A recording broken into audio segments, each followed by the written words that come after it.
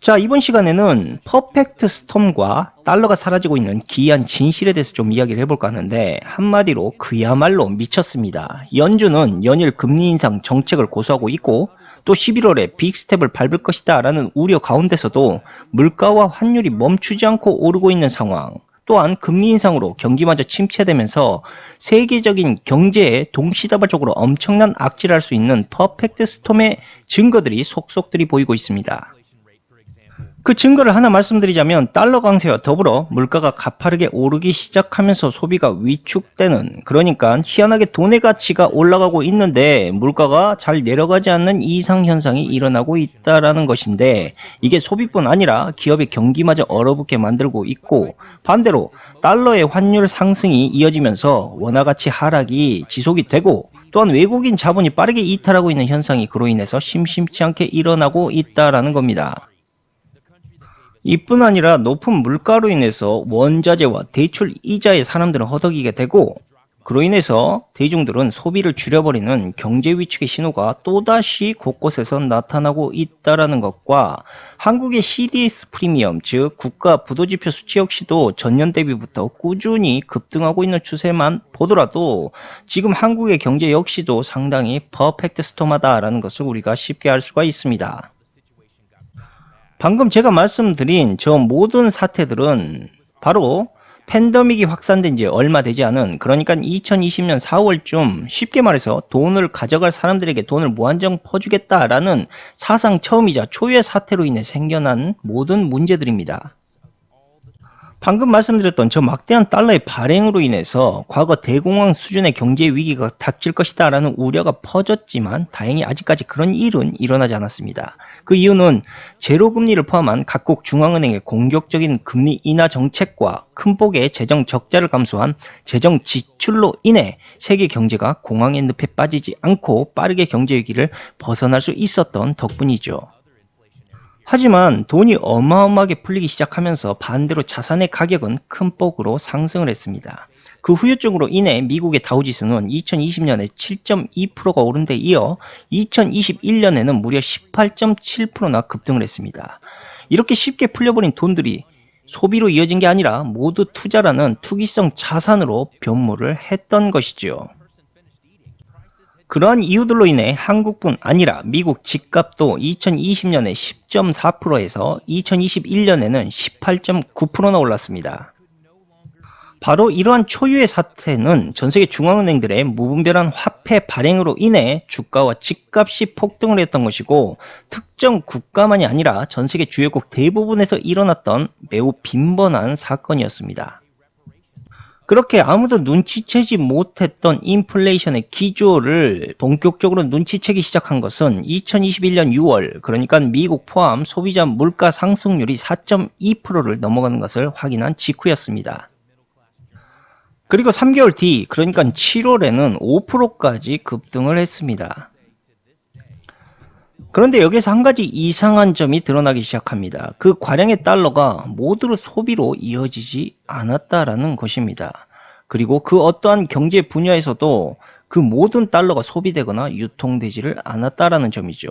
자, 문제는 실제로 화폐를 찍어내지 않고 그것을 통장의 숫자로만 디지털 발행을 단행했기 때문에 실제로 그 화폐가 경제에 긍정적인 영향을 미치지도 못한 채 화폐를 푼 것처럼 쇼를 하고 뒤로는 아무도 모르게 그 화폐를 조용히 다시 걷어갔다라는 것입니다.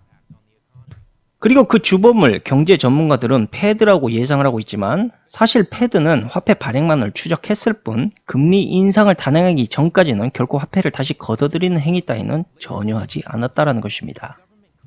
결국 이렇게 사라져버린 달러들을 은밀히 추적해본 결과, 미국 기업들이 역외 금융센터를 통해서 상당량의 달러를, 그것도 매년 은닉을 하고 있었고, 세계 0.14%의 부자들 또한 엄청난 양의 달러를 사람들 몰래 뒤에서 조셉 피난처를 통해 돈들을 걷어들이고 있었습니다.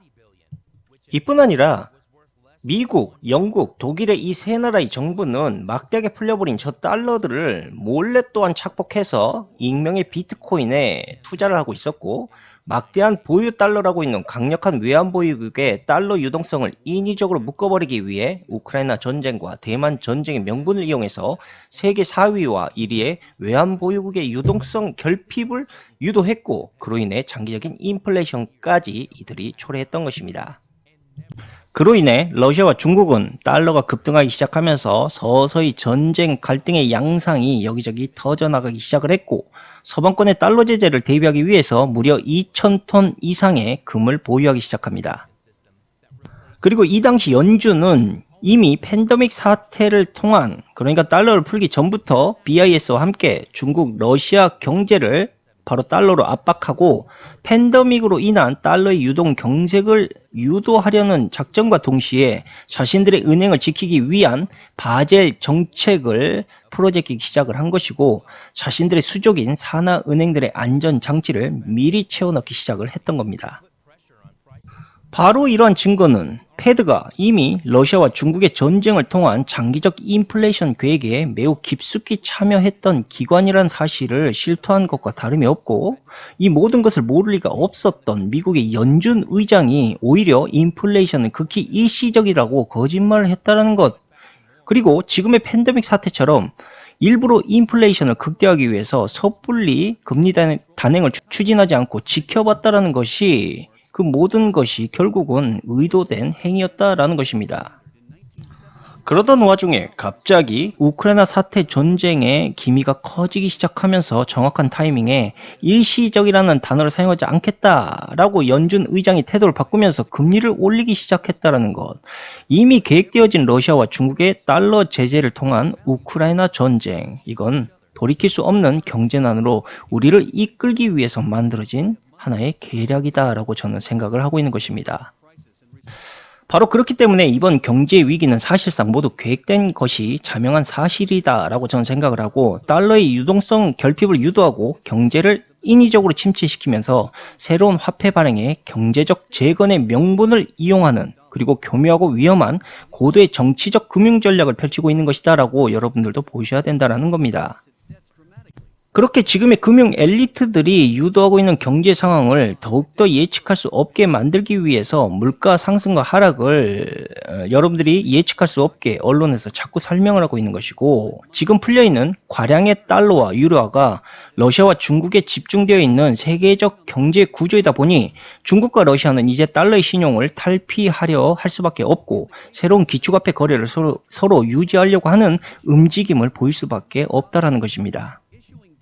그런데 바로 이것이 금융 엘리트 딥스들이 원하는 단일화폐 탄생 계획에 정확히 일치하면서 흘러가고 있다는 겁니다. 즉 러시아와 중국의 새로운 디지털 화폐는 전 세계 새로운 결제망을 탄생시키게 될 것인데, 이것을 어부지리, 그러니까 저들이 이용하고 있는 결제망에 자신들의 새로운 디지털 화폐 시스템을 그대로 변화, 적용시키기만 하면 되는 문제이기 때문입니다.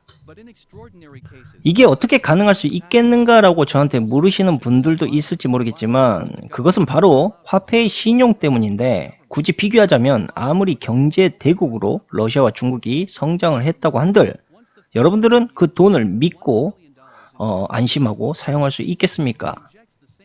현재 미국이 러시아와 중국을 전쟁으로 자꾸 자극하고 있는 이유도 그들의 경쟁국의 이미지를 실추시키고 강대국들 간의 화폐 전쟁에서 승리하기 위해서입니다. 단순하게 말씀드리자면 달러를 탈피하기 위해서 중국과 러시아가 자신들의 결제 시스템을, 그러니까 밥상을 다 차려놓으면 미국은 그 위에 신용이라는 카드로 숟가락만 올려놓으면 그만이다 라는 것이죠.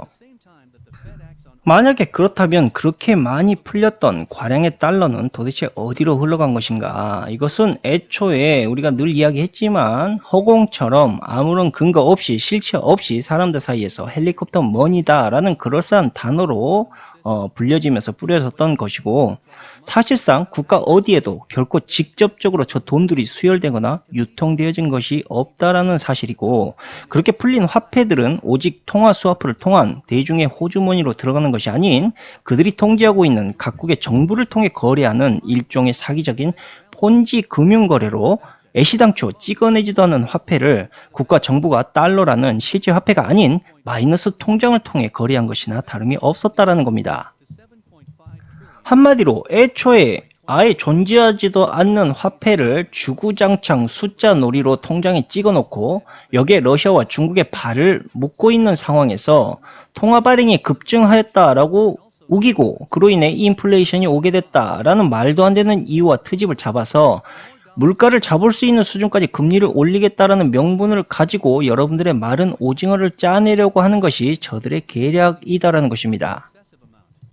그렇게 여러분들의 마른 오징어를 짜내리면서 여러분들의 고통이 가중되고 여러분들이 굶주림에 시달리고 또한 빚에 시달리던 그건 내 알 바가 아니고 일단 금리가 빠르게 오르면서 달러의 가치가 상승될 수 있게 되고 그로 인해서 달러는 산소호흡기를 부착하게 되면서 시간을 끌 수 있게 되고 그 시간 동안 새로운 디지털 결제망과 화폐가 나올 때까지 버텨보겠다라는 게 저들의 심산인 것이죠.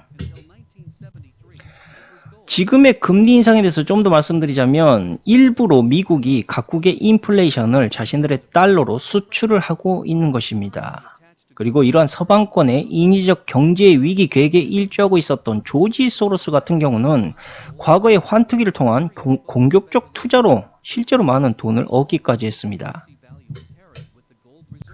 이뿐 아니라 영국 정부에 대해서 좀 이야기를 해볼까 하는데 영국 정부 같은 경우는 유대인과 미국에 대해서 금융적으로 가장 긴밀한 국가이다 보니까 항상 금융 엘리트들이 유럽 시장을 매우 먹기 좋게 곱게 포장을 하는 그런 역할을 해줍니다.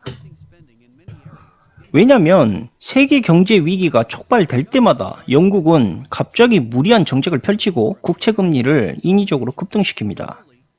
그리고 파운드 가치가 그로 인해서 폭락되면서 정부는 희한하게 중앙은행과 매번 경제 위기 때마다 다른 방향으로 포지션을 잡습니다.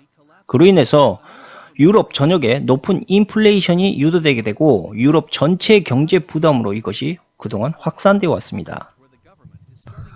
이러한 문제가 자꾸 발발이 되니까 유럽 연합도 상당한 눈치를 영국에게 주기 시작합니다. 그로 인해 영국은 이제 유럽 경제를 마음 놓고 괴롭히기 위해서 브렉시트를 단행을 했고 이제 유럽 연합이 제어할 수도 없는 악동으로 변모하고 있습니다. 현재 미국의 패드가 주장하고 있는 금리 인상의 명분은 시장의 금리를 올려 저축 유인을 높이고 소비와 투자를 억제시키면서 경기 과열을 막고 물가를 안정시키기 위한 것이다 라고 말을 하고 있지만 문제는 왜 달러가 어디로 흘러갔고 어떻게 사라졌는지에 대해서는 의심하거나 언론을 통해 대변하는 이가 하나도 없다라는 것입니다.